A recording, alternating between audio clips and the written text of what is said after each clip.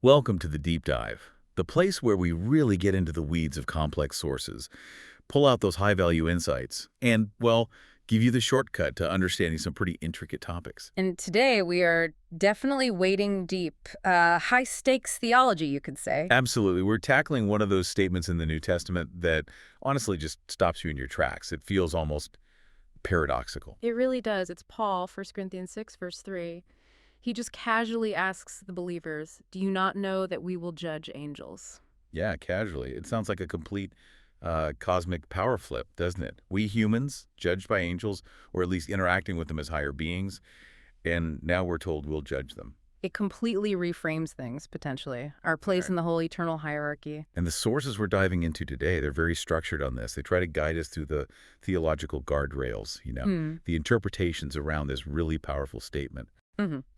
So our mission here is pretty clear. We want to give you a really thorough understanding of this quite specific piece of eschatology, the study of end times. We're aiming to move beyond just reading that verse Yeah. and get into the precise and actually often surprisingly limited role the saints, Well, the redeemed play in this whole cosmic judicial process. and we absolutely have to start with the foundation, the non-negotiable theological bedrock that supports this whole discussion. Right. Before we even get into what this judging is, we need to be crystal clear on what it isn't.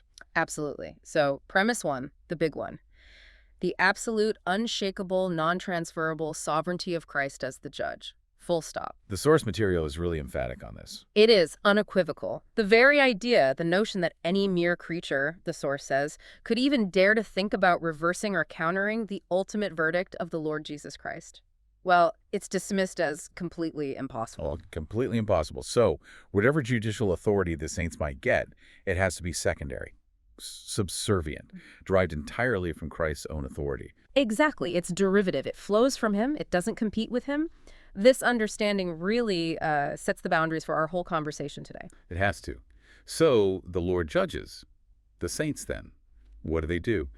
Our sources suggest they either assist in carrying out that judgment or maybe convey the verdict he's already decided. That's the core tension we're exploring. What does judging angels actually mean in practice? And our sources give us two main viewpoints on the function and also the timing of this delegated authority. Okay, let's spend a bit more time on that first premise then. The impossibility of creaturely overrule. Why is it so theologically vital that Christ remains the sole ultimate judge? Why does that have to constrain the saints' role so absolutely?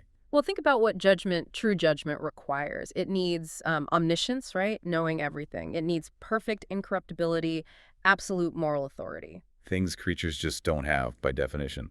Exactly. A creature is finite, limited, inherently flawed, even a redeemed one compared to God. So to give a creature the power to issue an original final sentence, one that could potentially supersede or even just rival Christ's own judgment, that would fundamentally undermine the very nature of divine justice. It collapses. So it's not just about God wanting to keep the power. It's an ontological issue, Yeah. a matter of fundamental being.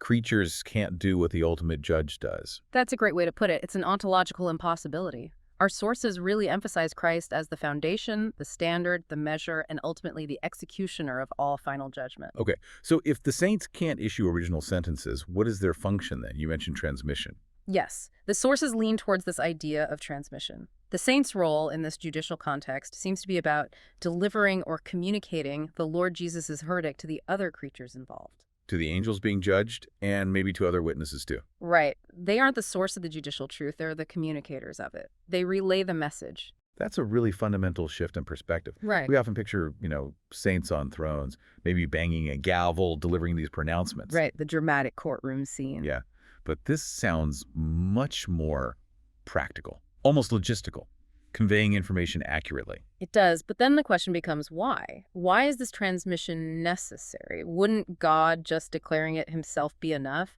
Why the need for creaturely intermediaries? And that leads directly to maybe the most striking, possibly even jarring analogy in the source material. The fool analogy, yes, the communication gap. Tell us about that. It sounds provocative. It is, and it's where the theology gets really interesting, maybe even deeply human, you could say. The source gives this incredibly pragmatic reason for why saints are involved. Which is? It suggests that the saints, the redeemed creatures, are, and this is the direct quote, the same kind of fools as those being judged. Wow. Fools. That's blunt. It is blunt, very blunt. How should we take that? Is it meant like condemningly?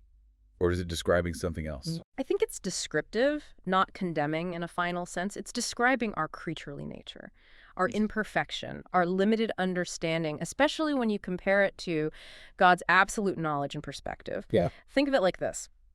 Divine truth, divine justice, it operates on a plane that's often just incomprehensible to finite minds, right? Sure. So if God, the absolute, the perfect, just delivers this infallible verdict from on high, the inherently flawed or foolish creaturely mind, whether that's a human or a fallen angel, might struggle. They might misunderstand it, or worse, reject it. They might claim they couldn't understand this standard, or that it wasn't fair from their limited viewpoint. Precisely. The deck was stacked. We couldn't possibly grasp his reasons. That kind of response. I see where this is going. It's like theological peer review. The saints, having been through it, the limitations, the temptations, the falling, the redemption, they share a common ground, a shared context with those being judged. Exactly that. They understand limitation. They understand rebellion from the inside, even if they overcame it. The source highlights the shared nature as the absolutely critical factor. It's what ensures that other creatures can understand the fairness of the judgment. So the shared creatureliness provides clarity. Relatable clarity. Undeniable, relatable clarity. If a fellow creature, someone who was one of them, who struggled and perhaps failed before being redeemed, now confirms and transmits the verdict, it strips away any wiggle room, any claim of ignorance or confusion from the one being judged. The saint basically says, look, I was a creature too. I was limited too. I get it. But this verdict, it's just. Yes. That's the power of it. It shifts the saint's role dramatically. They aren't the sentencer, they are the legitimizer of the sentence. And their usefulness comes not from their new perfection, but paradoxically from their shared history of imperfection. Wow. Yeah. It's quite profound, isn't it? It suggests something deep about divine justice itself, that God values transparency. He knows communication needs to happen on the creature's level to be truly received. He uses the fool to communicate effectively to other fools. That's the core of the analogy. The saint becomes the ultimate relatable witness, the communicator of an already decided, infallible divine truth. It ensures the process isn't just perfect in God's eyes, but seen as fair and understandable by creation. So judgment becomes not just about power, but about pedagogy, teaching creation why the judgment is right. That's a fascinating way to frame it. Yes. It grounds the saint's authority firmly in service, not in competing sovereignty. Okay, that's a solid foundation. So with that established, where does this activity fit in the timeline? This brings us to the second premise, right? The millennial kingdom context. Right. Premise 2. The sources are specific here. They point to the martyr witnesses, those who were specifically killed for their testimony of Jesus and faithfulness. Okay, the martyrs. They are designated as priest kings around during the 1,000-year reign, the millennium. Priest kings, so ruling and mediating. Their main function during that 1,000 years is governance. Ruling the restored earth, but ruling according to the will of the Lord. And the source connects this governing role to the idea of judgment. It does. It notes that some established theological views see this whole act of reigning, governing, administering justice on earth. They equate that with the broader concept of judging the world. Like exercising authority as a form of judgment over human society. Exactly. Establishing righteousness, dealing with disputes, managing the nations under Christ's authority. That's a kind of judicial action over humanity during the millennium. Okay, so if they're already judging the world by ruling it, does judging angels just naturally flow from that? Is it an extension of their kingly duties, or is it something separate, something distinct? That's the crucial question, isn't it? And that distinction is key as we move into the two main interpretations of what judging angels actually involves. Does it happen while they rule, or is it something that happens before they rule, or maybe alongside it in a different way? The definition seems to hinge on whether it's immediate, kind of executive action, or maybe a more prolonged informational role. Let's explore those views. All right, so our sources lay out two main ways to understand judging angels. Let's tackle view 1 first. This one seems to have a very specific, narrow scope, assisting in execution and confinement. That's right. The core idea here is that the saint's judgment of angels is strictly limited. It's about assisting the Lord Jesus Christ in the immediate actions needed right at the start, just before the millennium, to establish his kingdom. So less like a courtroom trial and more like joining a task force. More like joining the enforcement arm, maybe even the military campaign. It's participation in a decisive cosmic action. Okay, let's get specific. The source material apparently uses a phrase like, it means just that far. Setting a firm limit. What falls within just that far? The sources pinpoint two main events. First, the saints help the Lord Jesus destroy the beast's forces, the congealed massive armies gathered against Christ at his return. Okay, direct combat assistance. Seems like it. And second, they assist in confining the entire satanic multitude, or the satanic squad, Hogo, into the abyss, the Daga. Binding Satan and the fallen angels. Yes. So view one argues very strongly. This is what judging angels means. This immediate physical participation in the conquest and the confinement. That's the job description fulfilled. So definitely a military mandate, not a legal proceeding in this view. Saints as the Lord's special ops team for cleanup. That's one way to think about it. Now let's look at the scriptures the sources use to support this interpretation. It's quite forceful. Where do they point? First place is Psalm 149. Now, we often hear the psalm in, contexts of praise. Right. Let the high praises of God be in their mouth. And a two-edged sword in their hand. Exactly. Verses 5 through 9. Here, the sources give it a very direct, rather violent end times meaning. A two-edged sword. Yeah. Not exactly subtle. Not at all. Nope. It talks about the saints rejoicing, ready with this sword to execute vengeance upon the nations and to bind their kings with chains, to execute the judgment written. Binding kings with chains. Executing vengeance. That imagery is stark. It really is.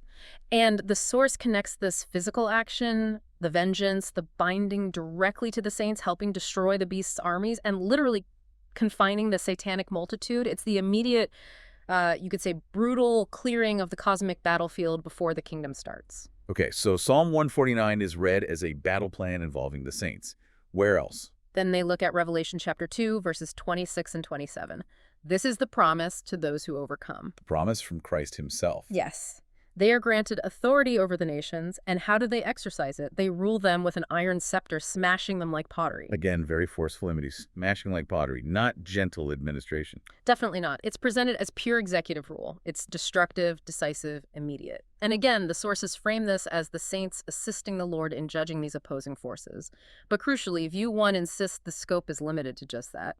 The executive action, the destruction of enemies at that specific time. No ongoing judicial role over angels after that initial event in this view. Correct. And then perhaps the most vivid picture. The heavenly army. Exactly. Revelation 19, verses 14 to 16. We see the resurrected, transfigured martyr witnesses. They're part of the heavenly army. Riding white horses, following Christ. Right behind him, actively assisting him as he judges the satanic multitude. The sources describe them as participating directly in that final conquest, the one that results in the beast and false prophet being dealt with, and the satanic multitude being thrown into the abyss. So for view one, their role as judges of angels is fully realized, fully completed in that specific moment of active, forceful military and enforcement assistance. That's the essence of view one. It's intense, it's active, but it's temporally contained to that premillennial transition. Okay, that seems like a pretty complete picture, but you said there's a second view. Quite different. Very different, yes. If view one is about the immediate executive action, view two broadens the scope considerably, focusing more on a prolonged informational role. Informational. How does that work? View two suggests the saint's role goes way beyond just the initial battle and binding. It introduces this idea of the saint as almost like a forensic investigator, or maybe a historical archivist, someone whose job it is to reveal the guilt, to document the crimes of the fallen angels, specifically during the millennial reign that follows the binding. Whoa, that changes everything. The setting isn't the battlefield anymore. It's the millennial kingdom itself. And the job isn't fighting, it's documenting. Exactly. The task, according to this view, is one of public revelation. Over the 1,000 years of Christ's reign on earth, the saints, specifically the priest kings, would systematically expose and detail everything the criminal angels, the satanic multitude, were up to on earth for the previous, say, 6,000 years of history. Like compiling a massive indictment, or a historical record of angelic interference and corruption. That's the idea, to make it all undeniable, clear, visible for every creature living during the millennium to see. But, wait. If the angels are already in the abyss, confined, why the need for this 1,000-year public exposure? And doesn't God already know everything they did? Why do we need this history lesson? Good questions. And the answer loops right back to that full analogy we discussed. Remember premise 1. The need for creaturely understanding. Transparency. Exactly. The purpose, again, isn't for God's benefit. He knows it all. It's purely for the benefit of creatures and for establishing undeniable judicial transparency. How so? This public revelation, this 1,000-year unfolding of the sins of the satanic multitude, serves as crucial evidence that will be relevant later. It helps all creatures, the humans living then, the redeemed saints, maybe other angelic beings observing, understand with absolute clarity the fairness, the haya of the final ultimate judgment. The great white throne judgment. Precisely. It's about preemptively answering any possible question, any doubt about why that final sentence is deserved. It removes all plausible deniability for the creatures witnessing it. So, view 2 sees the millennial reign itself as a period of judicial disclosure. While the saints are busy governing the new earth, they're also compiling and presenting this unassailable public case file against the cosmic criminals, proving 6,000 years of their destructive influence. That captures it well. View 1 is the swift military strike and arrest. View 2 is the subsequent long-term investigation and publication of the evidence, all leading up to the final trial. But the ultimate goal for both views seems to be the same. Yes, interestingly, whether by direct enforcement or by revealing evidence, the goal is to confirm and validate Christ's already established judgment and righteousness. Okay, now you mentioned timing is critical. There's a cutoff point. A very critical cutoff point, according to the sources. The act of saints judging angels, whatever that entails in either view, stops the moment the Lord Jesus casts the satanic multitude into the abyss. Immediately upon confinement. That's a sharp line. Why then? Why does the confinement itself end their role? The source puts it almost rhetorically. How can they judge the satanic multitude who are already confined in the abyss? Right. You can't really execute or investigate someone who's already locked away in a bottomless pit beyond reach. Exactly. The confinement makes further active judgment, whether it's the military kind, view 1, or the ongoing forensic kind, view 2, impossible or irrelevant. Once the enemies are secured, the saints' role pivots entirely. To what? To their other designated task, the administration of the earthly kingdom during the 1,000 years, ruling and reigning on earth. Okay, that makes logical sense. The specific judicial role concerning angels is temporary. It's tied directly to the actions needed to establish the kingdom and deal with the primary spiritual opposition. Once they're off the board and secured, the saints focus on governing the planet. It gives us a clear timeline structure. Phase 1, pre-millennium, is executive judgment assistance, view 1. Phase 2, during the millennium, is earthly rule, possibly combined with informational disclosure, view 2. And phase 3, well, that's the final judgment, where the saints' role changes again, as we'll see. Okay, let's zoom in on phase 2 then, that 1,000-year reign, the millennium. We need to reconcile the clear authority the saints do have during this time with limits we just discussed about judging angels. Right, and the foundational text here is Revelation 20, verse 4. It describes the souls of the martyrs, those who resisted the beast. It says they lived and reigned with Christ for 1,000 years. Lived and reigned. And didn't it also say they received authority to judge? It does. Critically, it says they were seated on thrones and judgment was committed to them. This authority to judge is explicitly tied to their reign. So how do the sources interpret this judging authority in practice? During the millennium, what does it look like? It's primarily seen as governing, ruling the territories, the peoples of the restored millennial kingdom on earth. Like actual administration? Yes. The source brings up the promises Jesus made to the 12 disciples, remember those, sitting on 12 thrones, judging the 12 tribes of Israel. In Matthew 19 and Luke 22, right? Exactly.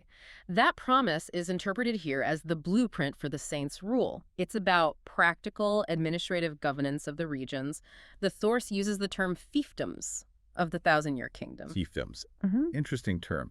So their authority to judge, mentioned in Revelation 20, is mainly fulfilled through their kingly and priestly rule over the earthly kingdom, managing human populations, setting up righteous laws, dealing with justice among the people living then. That seems to be the primary focus. It's local jurisdiction over the temporal affairs of the millennial earth. Okay, and the source makes a point of distinguishing this from judging angels.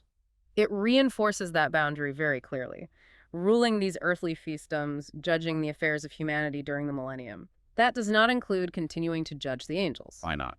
Because, as we just established, that specific task related to angels was completed when Satan and his multitude were locked away in the abyss before the millennium even began. So the saints might be rulers on earth, priest kings, but they aren't presiding over the abyss or holding court for fallen angels during that 1,000 years. Precisely. Their focus is the kingdom on earth.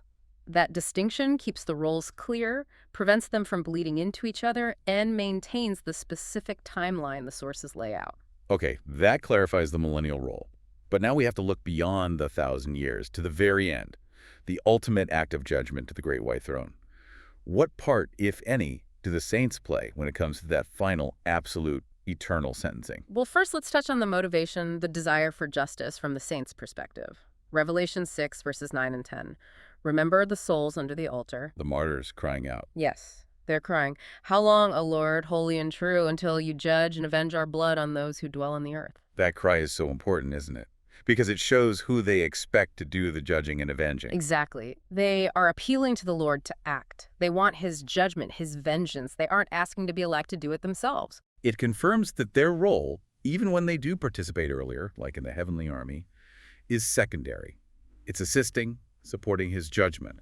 The source used that Korean phrase. It is assisting him or helping him along, supporting his sovereign decree. Right. But now, fast forward past the millennium, past the final rebellion, we arrive at the Great White Throne judgment itself. What happens there regarding the saints? Here, the source draws a very sharp, very definitive line. No participation. Zero participation in the sentencing itself. The source is absolutely emphatic. At the Great White Throne, the Lord Jesus Christ himself, personally and solely, will cast the satanic multitude, Satan, the fallen angels, the beast, the false prophet, into the lake of fire. He does it himself. Alone. Alone in the act of final sentencing and execution. The saints do not participate in that ultimate act. Their period of assistance, whether military or informational, is over by then. The final, eternal disposition of these cosmic enemies is reserved entirely for Christ. Which loops all the way back to premise 1, doesn't it? One last, powerful confirmation of his unique role as the ultimate judge. Precisely. It seals that premise. So if we step back and look at the whole timeline presented in the sources, the saints' judicial role regarding angels is intense, yes, but also temporary and specific. That's the picture. Phase 1, immediate premillennial executive action alongside Christ. Phase 2, 1,000 years focused on governing earth, maybe also providing public evidence against the confined angels. Phase 3, passive witnessing as Christ alone delivers the final, unassisted, ultimate judgment on those same angels. That structure really does seem to synthesize the different threads in the source material quite elegantly. It gives real weight and meaning to Paul's statement in 1 Corinthians 6, but without ever compromising Christ's absolute sovereignty. The saints are elevated, yes. Partners in enforcement, partners perhaps in revealing truth for transparency's sake, but never rivals in ultimate authority. Now, that final judgment scene, the Great White Throne, it raises another interesting question, maybe a paradox. If Christ's judgment is absolute, infallible, knows everything, why the whole spectacle with the books being opened? Why the formality? The books. Revelation 20, verses 12 and 13. It's a powerful image. "And I saw the dead, small and great, standing before God, and books were opened. And another book was opened, which is the book of life. And the dead were judged according to their works by the things which were written in the books." Okay, so the books contain the record of deeds. Mhm. But why present it this way? Our sources connect this directly back to the fool analogy again, the principle of creaturely understanding. Right. Judgment needs to be conducted in a way that creatures, everyone involved, the judged, the witnesses, humans, angels, can actually understand. It needs to be seen to be fair. Exactly. It's about cosmic judicial transparency. But here's the critical constraint. The source material stresses, again, that creatures are fools, meaning our work, our perception, our record-keeping inherently contains the possibility of error. Therefore, the core judgment data, the information in those heavenly books that form the basis of the final sentence, it must be absolutely infallible, perfect, without error. That makes complete sense. If the ultimate judgment relied on flawed human memory or, incomplete records, the whole thing could be challenged. It wouldn't be absolute. Precisely. And because that data has to be infallible, creatures cannot be the ones writing the final script, so to speak. They can't intervene in the ultimate judgment process itself or directly access those books to make changes or corrections. The books represent God's perfect, unalterable record presented to the creatures. Okay, but hang on. This seems to create a real tension with View 2, doesn't it? How so? Well, View 2 said the saints would spend 1,000 years compiling and revealing the evidence of the fallen angels' crimes. If the saints are gathering evidence, and creaturely evidence is inherently flawed, how can that work possibly connect to a final judgment that requires absolute infallibility from the books? That is the million-dollar question, isn't it? And this is where the source offers a really fascinating hypothesis. A way to bridge that gap between the saints' millennial work, as described in View 2, and the infallible books of the final judgment. Okay, I'm listening. What's the proposed link? It presents the possibility that the record of crimes committed by the satanic multitude, the very information that the priest kings supposedly compiled and revealed during the millennium, is somehow integrated into, or perhaps referenced by, or maybe validated within, the books that are opened at the Great White Throne. Ah, okay. So the evidence gathered by the creatures, the same 1,000-year forensic project. It doesn't replace God's infallible record, but it gets formally verified, maybe corrected, and then incorporated into the official infallible presentation. That seems to be the idea. Like, the saints do the groundwork, the investigation, the public disclosure during the millennium. Then, at the final judgment, God opens his perfect books, which either contain or confirm that information, now rendered absolutely flawless and presented with divine authority. It's like the saints provide the detailed report, and God stamps it certified true and correct after ensuring its perfection. That's a good analogy. And if this hypothesis holds, the information gathered by creatures, refined by God, serves two massive judicial purposes. Which are? First, it makes the judgment incredibly understandable for all the creatures watching. It becomes easily convincing evidence, Yonalanbos, because they've seen the summary unfold over 1,000 years. They recognize the data. It resonates with their own witnessed or learned history. So it connects the abstract final judgment to concrete, lived, or observed reality. Exactly. And second, it makes the whole process undeniably fair in the eyes of creation. The entire case file, effectively, has been made public knowledge, vetted over a millennium, and now confirmed by the infallible books. No one can claim they didn't know or didn't understand the charges. It's the ultimate mechanism for transparency and accountability, built right into the eschatological timeline. And what if the saints' original compilation did have minor errors? Being creatures, fools. The hypothesis suggests God would correct those errors in the final presentation from the books, but perhaps do so in a way creatures can still understand. It comes back to that principle, helping the fool understand the fool's situation, but now clarified by divine perfection. Okay, so the saints' work, whether it's the direct assistance in View 1 or the informational work in View 2, or maybe even a combination, it all serves this higher purpose. Enhancing the clarity, the transparency, the perceived fairness of Christ's final perfect judgment. That seems to be the overarching conclusion from the sources. They are crucial witnesses. They are transparent administrators during the millennium. They are secondary enforcers at the start, but they are never, ever independent judges issuing original sentences on angels. So let's try to synthesize the saint's role then, pulling everything together from these sections. It's complex, but there's a definite structure. I think we can boil it down. The judging angel's role is fundamentally one of service, witness, and executive enforcement under Christ. Okay, service, witness, enforcement. It involves potentially actively assisting the Lord in that pre-millennial battle, being part of the heavenly army that secures the confinement of the key spiritual enemies. That's View 1. Then it shifts during the millennium to a governing role over the earth. And potentially, alongside that, the task of providing public historical evidence, compiling that record of angelic crimes to confirm the righteousness of God's judgment for all creatures to see. That's View 2's contribution, linked possibly to the final judgment books. And critically, the entire role in all its phases is defined by its ultimate purpose, ensuring judicial clarity and perceived fairness for all of creation. It's not about granting independent sentencing authority to creatures. So the whole reason saints are involved in judging angels seems less about giving redeemed humans some kind of cosmic power trip, Definitely not that. and more about God using the most relatable beings redeemed humanity, the fellow fools, to demonstrate the justice of his actions in a way that every other creature can understand and accept, maximizing cosmic transparency. That really captures the surprising core insight emerging from these sources. God establishes a perfect, undeniable case, and then uses those who best understand limitation and redemption to confirm its clarity and fairness to everyone else. #head outro. So just to recap this deep dive for everyone listening, we started with that really stunning, almost jarring promise from Paul that saints will judge angels. Right. And we immediately had to ground that promise in the absolute foundation.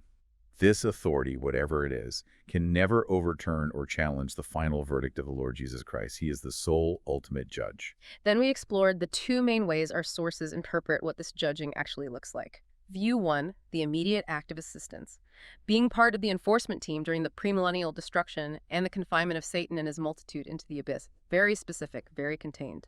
In view 2, a much longer-term role during the millennium. Yes, governing the earth, but also potentially this crucial informational task, systematically exposing the 6,000 years of angelic crime, creating that public, undeniable record that sets the stage for understanding the final judgment's fairness. And the ultimate so what from all this, the really surprising takeaway, I think, from how the sources frame it. The emphasis on transparency. Overwhelmingly, yes. The involvement of the saints, whether in enforcement or in providing evidence, seems primarily designed to ensure judicial transparency and fairness for all creatures.